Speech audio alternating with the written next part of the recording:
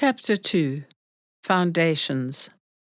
The 136 members of Kingsmead spanned the whole of school life from kindergarten to post-matriculation. We had 5 post-matriculation girls, Barbara Knight and Elizabeth Williams, doing general study, and Margaret Walker, Elizabeth Cross and Joan Watson completing Cambridge school certificates. From the beginning, we treated our post-matriculation pupils as students on the assumption that this year was intended not merely for extra study, but as a preparation for greater freedom in the world at large. They did not, therefore, wear uniform, nor sleep in dormitories. Moreover, they were allowed usually accepted student privileges regarding outings. It did mean the school was deprived of its most experienced girls as prefects, but on the other hand, the students gained enormously from a year without exacting obligations. We have never had cause to regret this attitude to post-matriculation work. We are, I think, unique as a school in this respect. We had 11 girls in the first matriculation class. 1, Joan Richards, sat for Cambridge Senior School Certificate, passing brilliantly with 3 distinctions. The other 10 sat for Cape Matriculation, 7 of them passing either in December or the following February. A very creditable result considering the problems facing us that first year. We behaved, from Kingsmead's inception, as though we were a fully fledged school. Looking back, it appears wildly ambitious, almost perhaps courting disaster.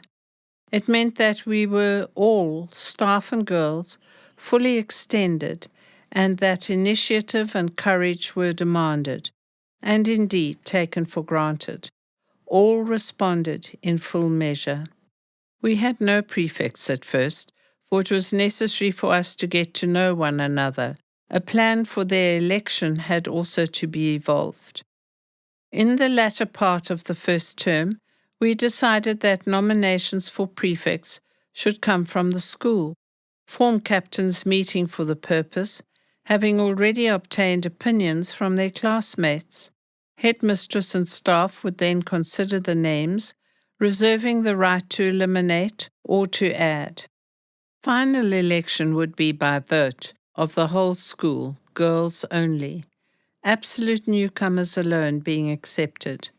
The actual method by which the school puts forward names has been altered from time to time over the years, but in principle the routine remains unchanged. No definite number of prefects is laid down, no allocation made among houses or for specific duties. The ultimate choice lies with the school, whose officers, the prefects, are to be. It is more difficult to become a prefect when the decision rests with the girls rather than staff. The former tend to concentrate upon girls' weaknesses, the latter more readily see potentialities. But, on the whole, it has proved itself a sound policy, and, incidentally, it is a good introduction to democratic practices. The first election of prefects took place in the last half of the first term and resulted in the election of 4 girls who chose their head prefect among themselves. This was Joan Richards. The other 3 were Elaine Bannister, Jean Lowe, and Peggy Langer. By the end of 1934, we had 9 prefects. Elections were held every half term, nowadays less frequently. Only in 1936 was the office of sub-prefect introduced, election being in a similar way. Preparations, so far as I can remember, were introduced almost immediately. This involved dividing the girls into groups, each with its own status. A girl started by being a junior prefect. From there she graduated to middle preparation, which meant that she was considered ready to be tested in the matter of self-control. 1 or 2 study periods a day being without supervision. There were certain other minor privileges. It was a great day when promotion to senior preparation came, for that was a real milestone, not dependent on age or position in the school, but solely marking the fact that the girl was considered reliable enough to control herself entirely with regard to ordinary routine matters.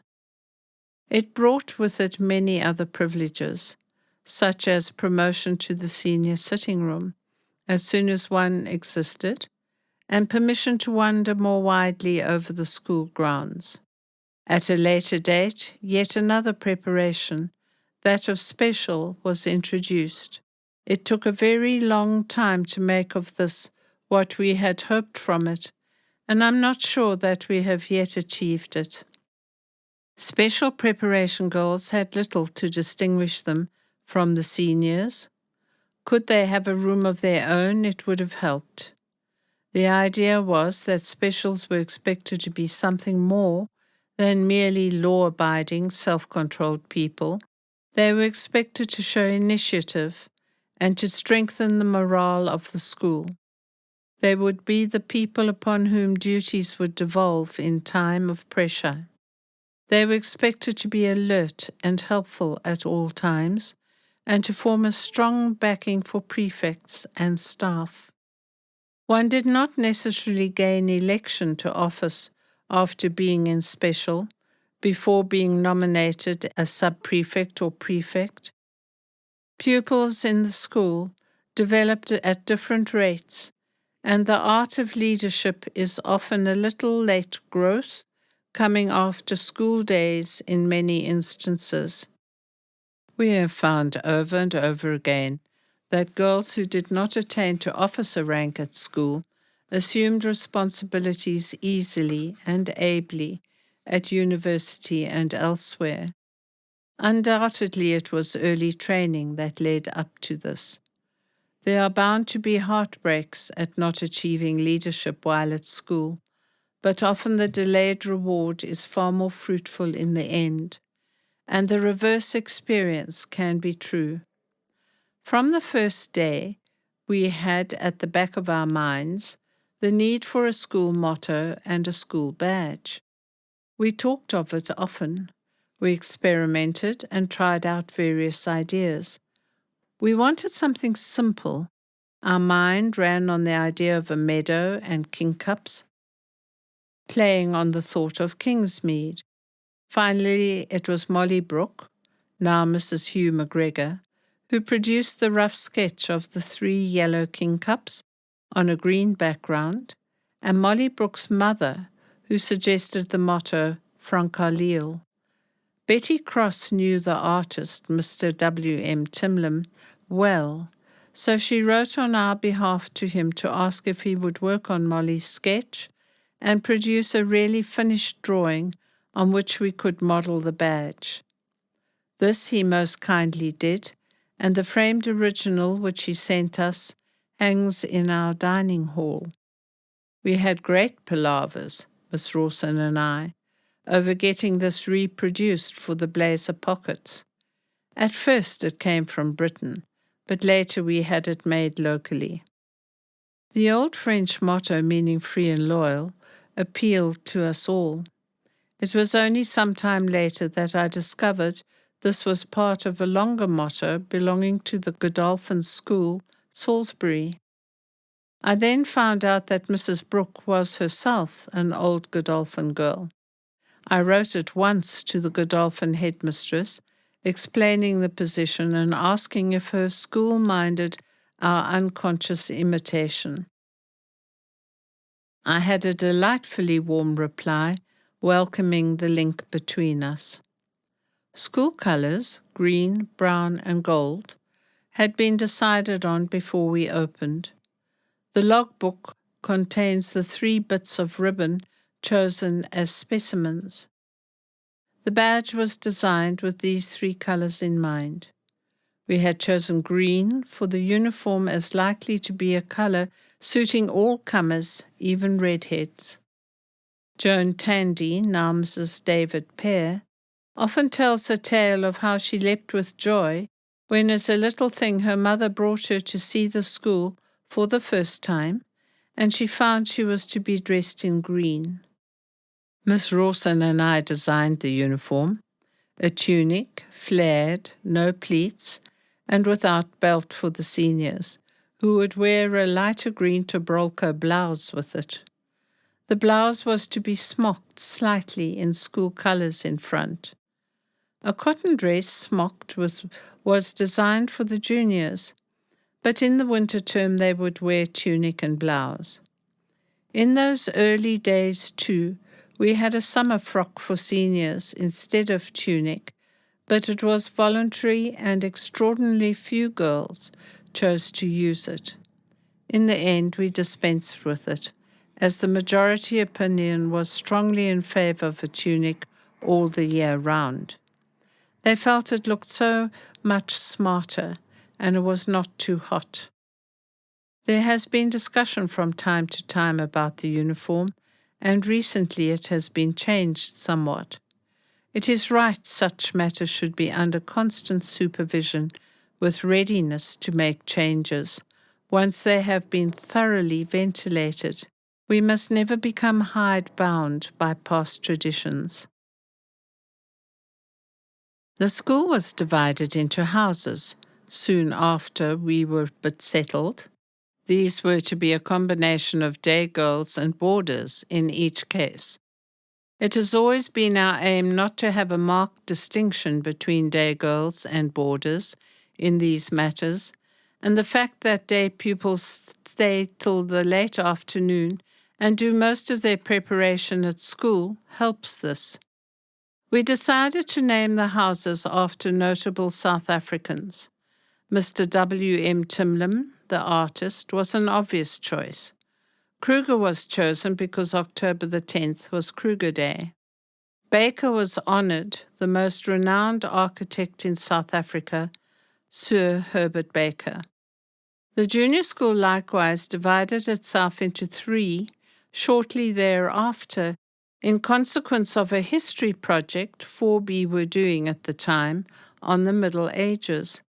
By coincidence, the initial letters of the houses in the senior and junior schools correspond, thus making transition from a junior houses to a senior a simple matter.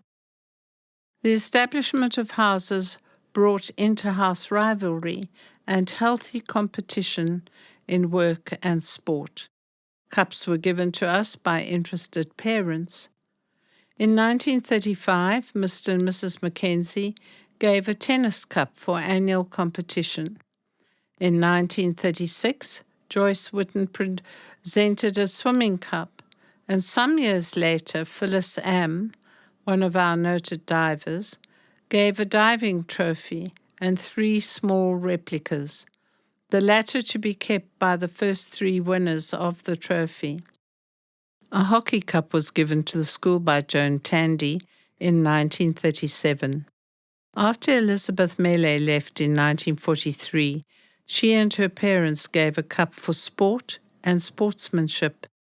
Elizabeth herself was an outstanding sportswoman, and the Mele Cup is awarded annually to the girl who's not only able and keen herself, but who makes the greatest contribution to the school in this line. Miss Wither, one of our early and beloved house mistresses, presented a dormitory cup. Somehow we have never used all these names for the cups, which seems a pity. Certainly, through my fault, we have awarded them just as tennis cup, hockey cup, swimming cup, instead of Mackenzie Cup, Tandy Cup, and Whitten Cup. What about remedying this in the next 25 years? There have been many, many other gifts to the school in the form of lovely pictures, many books, equipment for games, and plants and trees for the garden, beautiful things for the chapel, gifts too innumerable to be dealt with adequately, but all sincerely appreciated. Sums of money for specific purposes have been constant. The Honours Board, once in the dining hall and now in Langer Hall, was a gift from Mr. and Mrs. Keir. And indeed, wherever one looks in the school, there is some lovely thing given by a generous donor.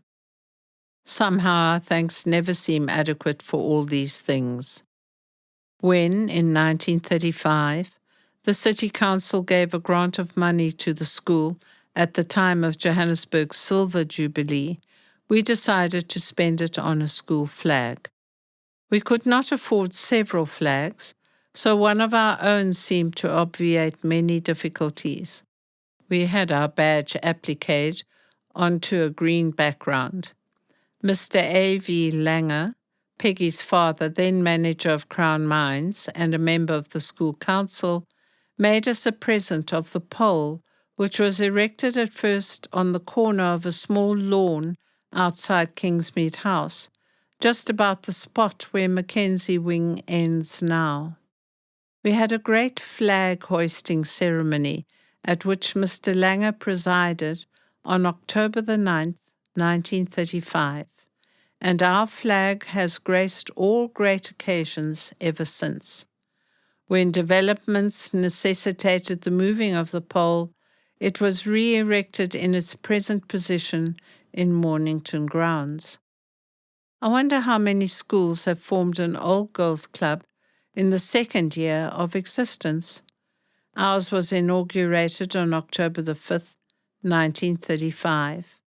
There were 13 members of it.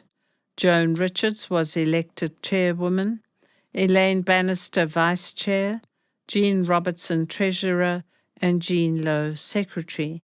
It has taken time to build it up into the flourishing association it now is, but that was only to be expected, as throughout the early years old girls were busy with student activities and with young families. But regular, most happy meetings have been the order of the day from the start, and there has never been a break. In the early years, at the end of the last term, the dining hall and gymnasium were given over to an old girls' dance till numbers necessitated the hiring of the old Edwardian clubroom instead. At length, our own lovely Langer Hall provided a perfect setting in 1955 and thereafter.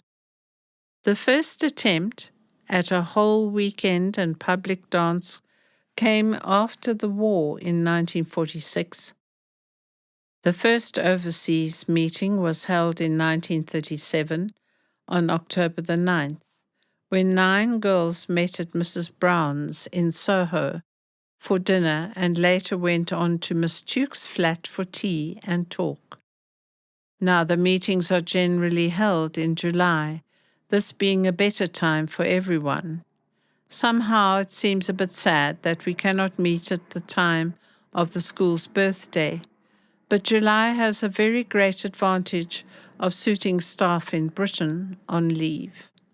Their presence is a tremendous fillip to us all. We generally muster about 40 all told, staff and girls, and great is the excitement and chattering. The Parent-Teacher Association was born on the 19th of June, 1935. Officers were duly appointed. The first talk to PTA was on July the 10th on the subject of the school, its curriculum and organization. It is a great tribute to parents and staff alike that the PTA at Kingsmead has been a most happy cooperative body throughout the years. The secret of this has been that it has kept in interests wider than just school matters, though the strength and support it has given to the school have been valuable beyond computing. Long may it continue to take a very special place it has made for itself in the life of Kingsmead.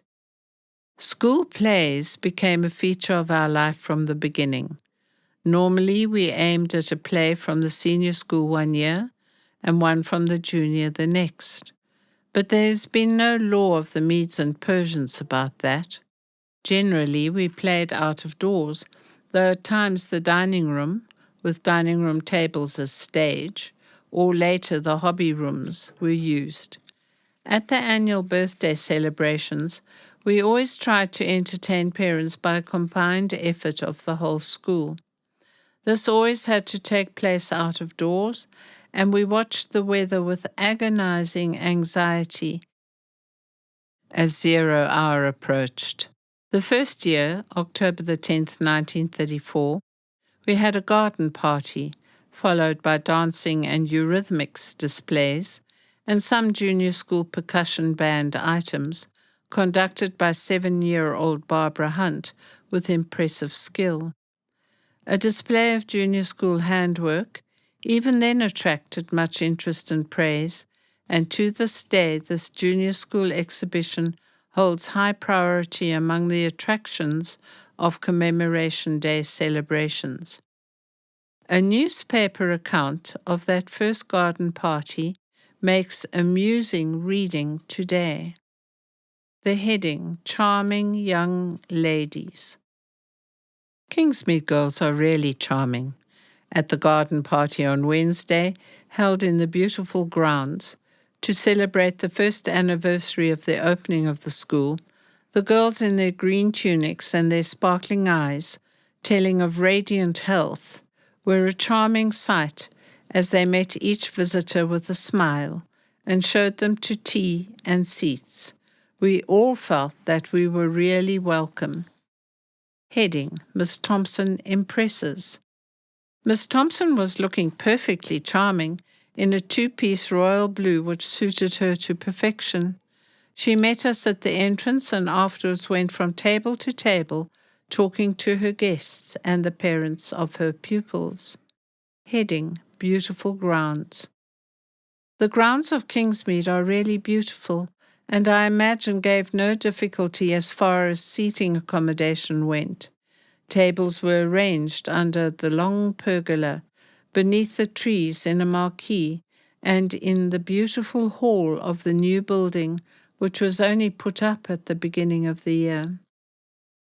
There have been some notable entertainments over the years, the most outstanding possibly being the tableau of Wedgwood China, seniors, and Dresden China, the juniors, put on in 1937 on a moonlit night on the floodlit lawn outside Kingsmead House.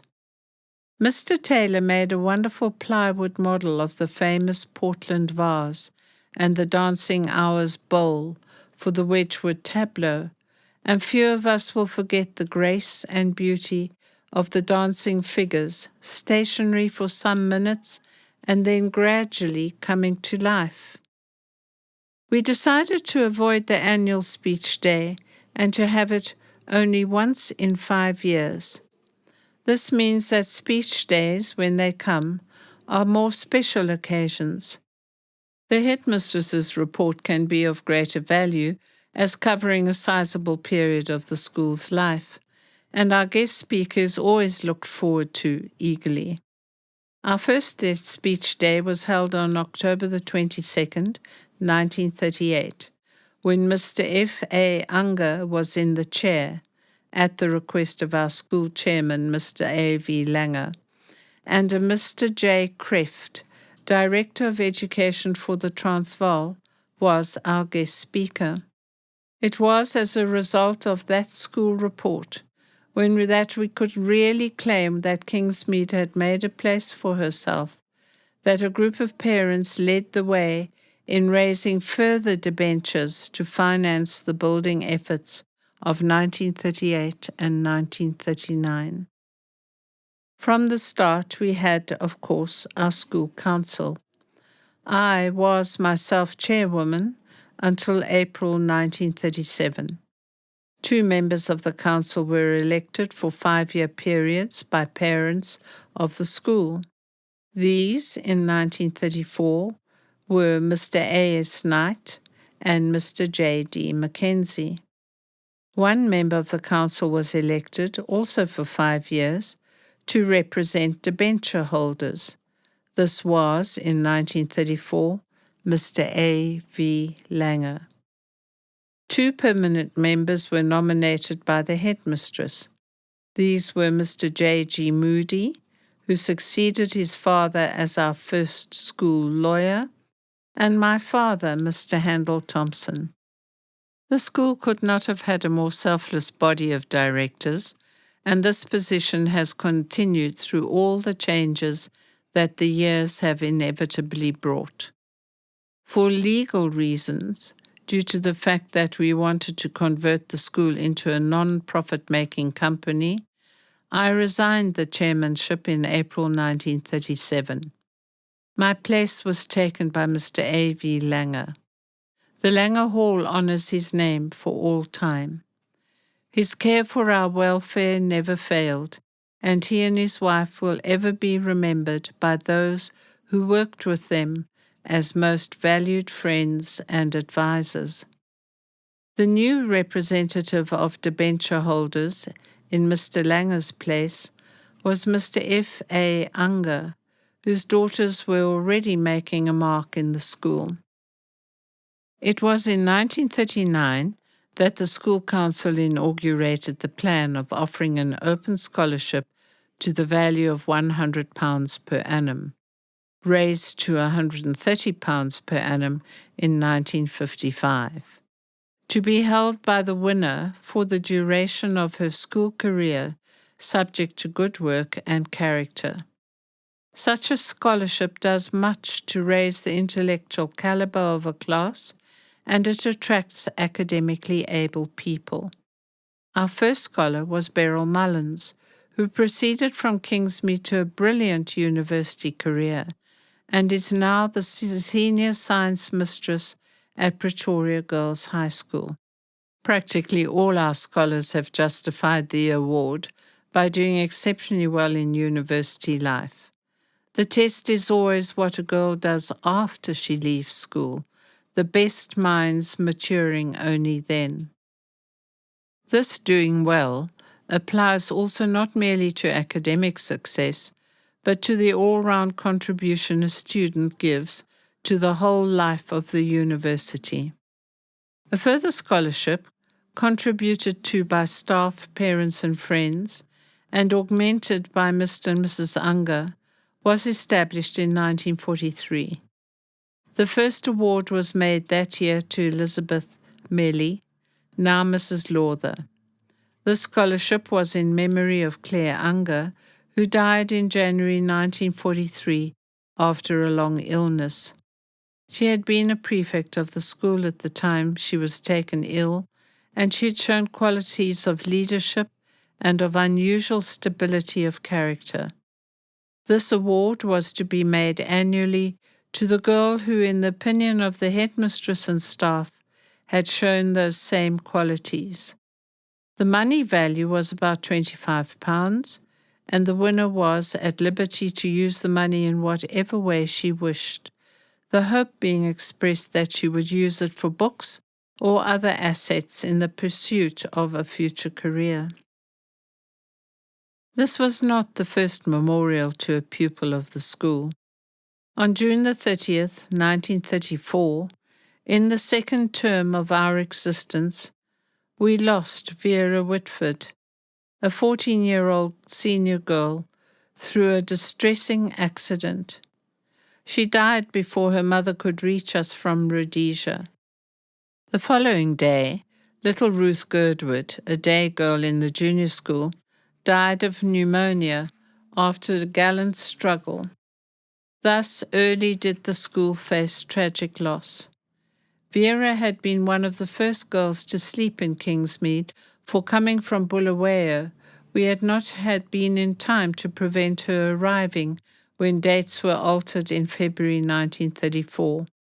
She had been interested in craft work of every sort, and her parents presented the school with a cup to be competed for annually by the school houses. Hence came the development of our most valuable Vera Whitford display of every kind of handwork each year. This was interrupted only in the war years.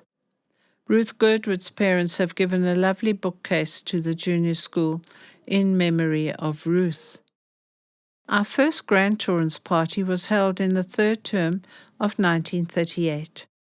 Most of the babies were the children of pioneer staff members: Robin Essen, Jennifer Pelletier, James Nethersole, now learning to be a farmer in Norfolk, David and Michael Keppel-Jones, whose parents had held their wedding reception at Kingsmead. The first child of a Kingsmead girl came to our grandchildren's party was Douglas Pringle in 1939, the son of Edna Schlimmer, now a first-class matriculant and about to study art in London. The grandchildren's parties have been held annually as part of our birthday celebrations. An age limit has had to be set as numbers far outrun our capacity. It has always been a especially happy day at which old girls return to school whom we never see at other times. It is still incredible that our grandchildren are now becoming old girls themselves.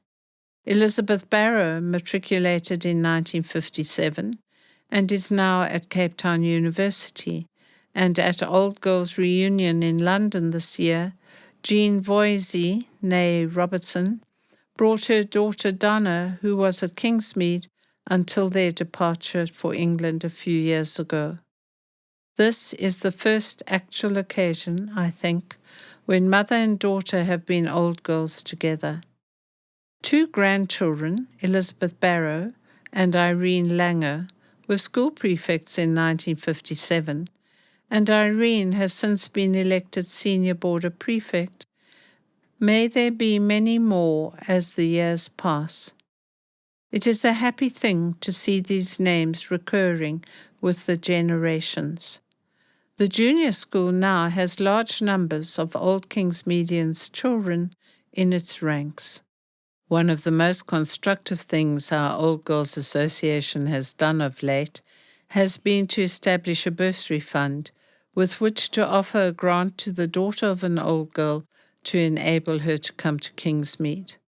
I hope there will be no oversensitive feelings about applying for and accepting such a bursary, for its award would in itself imply that the bursar's mother had been a sound and loyal friend of the school.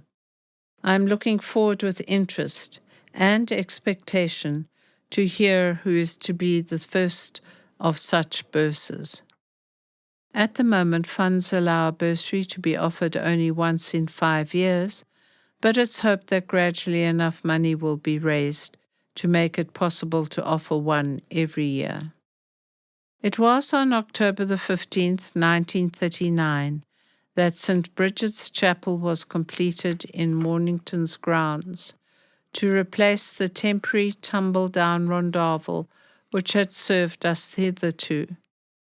But how deep and happy and thankful are the memories connected with that rondavel, which stood between the wall outside Kingsmead House side door and the end of Classroom 1 along the drive. It was here on February the 3rd, 1934, that Canon Troughton conducted a quiet afternoon before school opened for such staff members as cared to come. It was here that our rector, the late Mr. Harby, began the weekly celebrations of Holy Communion on Wednesday mornings, which have become a life-giving experience for many. The money for the new St. Bridget's Chapel was advanced free of interest by Miss Rawson after she received a legacy from her mother in 1938. We were driving along the glorious coastal road at Cape Town in August that year, when suddenly from the back of the car came the exclamation, "I've got an idea." There and then we drew up in a bay overlooking the rocks near Clifton and talked out the chapel that was to be. Father Victor, C.R., was at a later date brought into the scheme, and with his help our present St. Bridget's was planned, based on the unique chapel at High Lee Hoddesdon, a large converted barn. We called it St. Bridget's after the simple Celtic saint who loved all creatures, especially birds, and whose whole life was one of service, no menial task being too humble for her. It is a pity that her day of remembrance in the church year falls on February the 1st, which means that we too often overlook it. There's a lovely picture of her in the juniors' corner of the chapel. The money thus lent us for St. Bridget's was paid back year by year to Miss Rawson, and the final payment made in December 1943. The money was raised by contributions from staff and girls over the years, without public appeal of any sort. It has become a much-loved centre of school life. Its simplicity, its lack of pews, its setting among the trees with the birds singing close to its windows are ever refreshing. The windows themselves are low and made to be seen out of, so different from the usual skied church windows. The beauty of St. Bridget's on special occasions, such as confirmation nights, remains forever a precious memory to all. We have had weddings and christenings and memorable quiet days before the term opened, in addition to weekly communion service and the annual confirmation service, and the chapel has become a place for daily prayer by many girls and staff throughout the years. 3 school services on Sundays each term enable us to meet all together for worship, though the problem of space becomes an ever-increasing one. The first old girls' wedding to be held at St. Bridget's was that of Elaine Bannister to Ronnie Wilson on November the 9th, 1940. As a thank offering, they gave us the beautiful chalice and paten which have been used ever since. The first christening was that of Peggy Langer's daughter, Irene, now one of our prefects. Another happy christening memory is that of Solomon McLaula's daughter, Doris, during our birthday celebrations in 1939. How lovely, too, were those annual Thanksgiving services when parents, old girls and friends, joined staff and girls each year, and our bishop celebrated. Loudspeakers helped the overflow around the building. Later we made the garden at the bottom of Mornington our rendezvous for this service, and what a church it made in the freshness of the early morning under the trees. The gym sufficed when the weather prevented the garden being used, and then we began to use the gym as a matter of course, until Langer Hall came to serve this purpose in 1955. All these activities, born in the very first years of its life, gradually took shape and brought their several influences to bear upon the character of the newly born school. They have, each and every one, developed and matured with the years, each in its own province, contributing some special feature to the whole. End of chapter 2.